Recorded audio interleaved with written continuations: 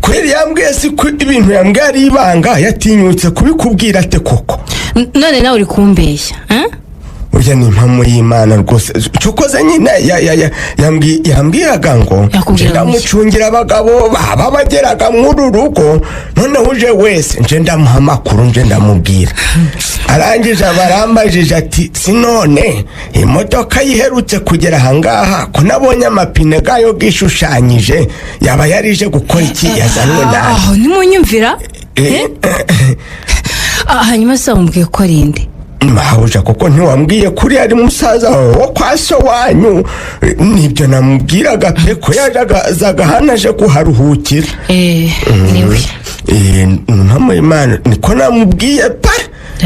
icyakora yambajije ngo mbese yaje hano mwararaga nande namubwiye nyine murararanaga ariko aho nimunyumvira iki cyaha cy'umusaza koko watinyutse uvuga ibyo bintu agashahurwa mabuja koko mbaye icohe cyose icyohe nyine nizimvi n'imyaka nkurusha kuko mbaye icohe cyose hanyuma se ibyo byo kurarana byajemo bite koko mahoni ariko ubundi si ubwo wabibonye ute ryari ariko si ubundi koko nyakubyara ubundi musaza wawe muraranye hari ico mwakora numvaga nta kibazo byamutera mba ndabimusobanuriye byose ntakunda ariko gusa nkwiyame maho nkwiyame ntukajye uvuga ibyo utabajijwe urumva wowe ntushobora no kubika ibanga koko umuntu w'umusaza ariko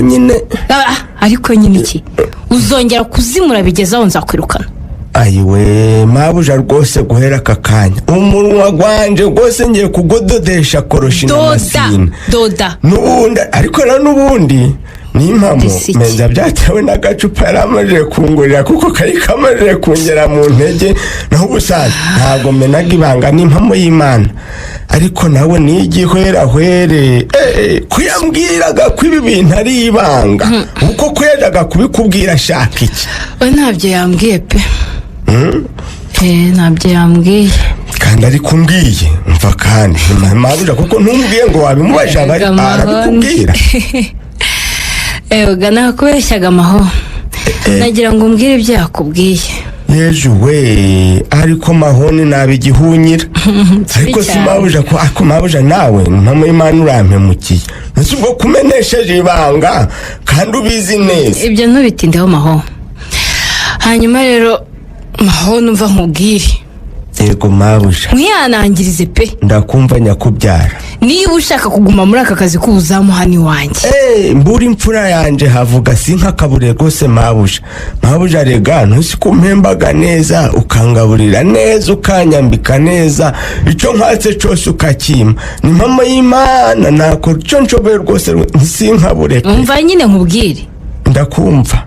icyo nashaka kuvuga ujye umenya akazi k'izamu n'ibigendanye nako ndiyo rwose umenye amabwiriza nguha yesa ubundi ari abantu baza hano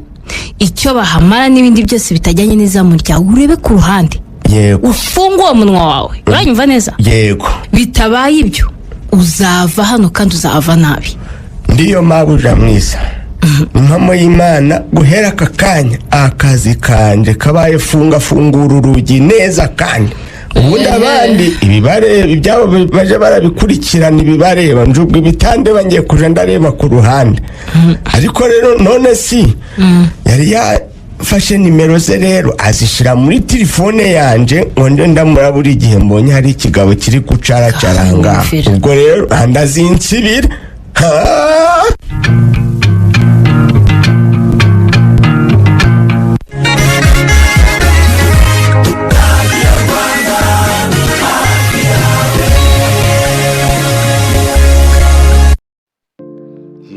reka nongere kukwifuriza ibihe byiza wowe udahwema kudukurikira kuri uyu muyoboro wacu wa YouTube ariwo witwa Bugingo Empire. Muri uyu mwanya rero tukaba tugiye kubagezaho inkuru nziza yashimishije abantu benshi ivuga ko Manizabayo Prosper umenyerewe mu kazina ka Bijobija yaba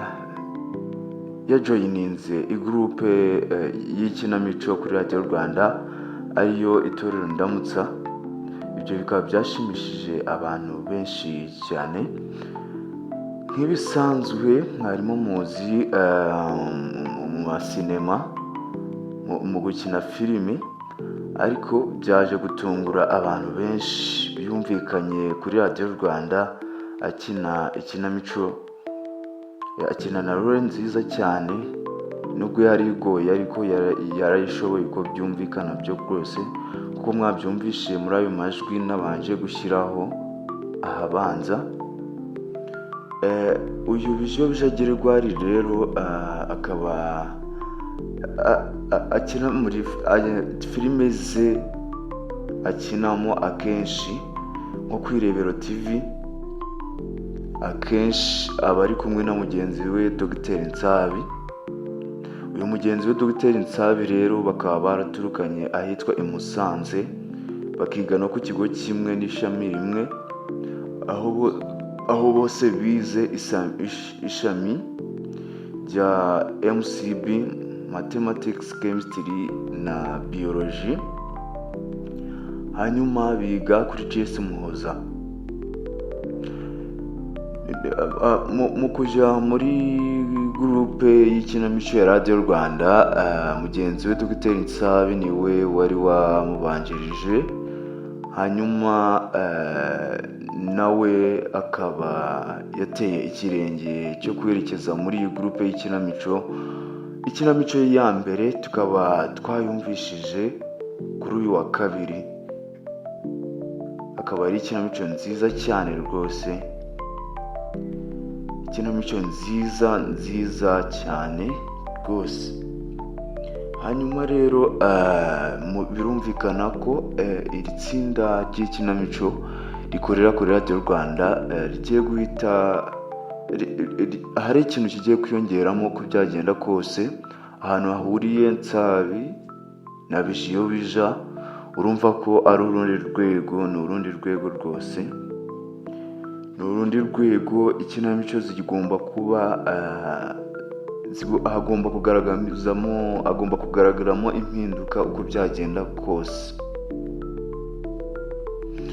Uyu nguyu rero uzwi mu mazina ya Bijobija, nubwo amazina ye ababyeyi bamwise ari yitwa Manizabayo Prosper, nk'uko twabikubwiye. Avukira ahitwa i Musanze, yiga kuri GS Muhoza kimwe na mugenzi we Dr Nsabi. Hanyuma rero iyi niyo nkuru akenshi tugomba kwibandaho uyu munsi. Tugushishikariza ngo nimba utarakora subscribe kuri uyu muyoboro wacu, tugushishikariza kugira ngo uyikore, maze ibiganiro byacu tujye kujya dukora buri gihe bijye bikugeraho buri munsi.